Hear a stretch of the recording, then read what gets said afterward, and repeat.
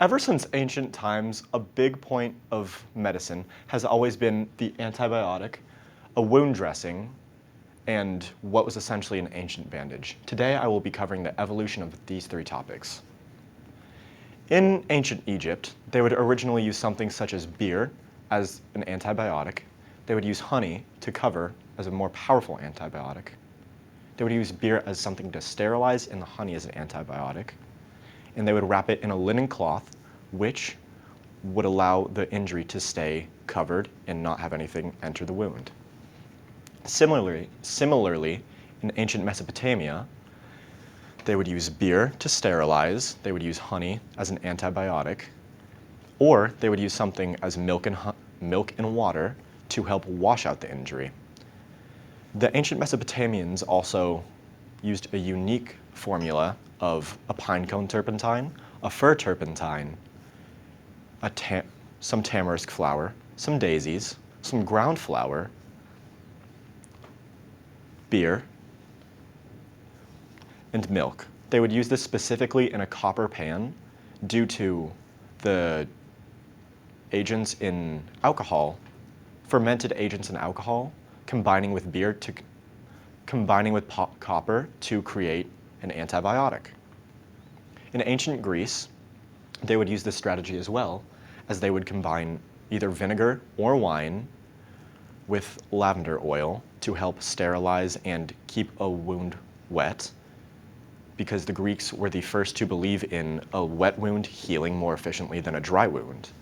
So they would use this oil and they would combine it with warmed copper from a spear that they would typically use for a ritual for killing an animal, and they would wrap this in a bandage. They would use this copper because it would create a very powerful antibiotic with specifically Grecian wine. In the Greco-Roman times, Galen Claudius, a famous physician from the Greco-Roman times, discovered the use of cobwebs instead of linen cloth as a bandage, because this would not only be more effective for cost, cobwebs are a lot more malleable, they're very weather resistant, and they absorb blood a lot better than the typical bandage would. He also discovered that arteries and veins carried blood, not just oxygen, discovering the significance in why you should close an injury. However, he wasn't perfect, as he did not believe in the use of a tourniquet. Fast forward into the modern era of around 1920, Earl Dixon, a famous inventor, saw his wife getting injured while she was cooking. Now, to prevent this, as any good husband would, he created a concoction of, he added gauze to medical tape to prevent any heat from getting in.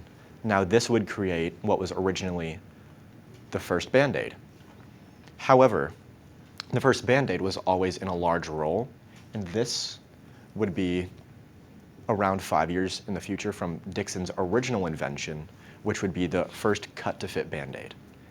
In 1934, the dry pack would be the first officially waterproof bandage, allowing for people to go under rain or be in sports while injured without fear of increasing an injury's pain.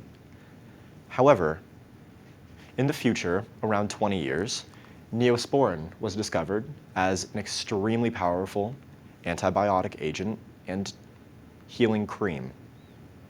However, it wouldn't be approved by the FDA until 1971. Today I've covered the history of wound dressings, the history of antibiotics, and the timeline of the modern Band-Aid.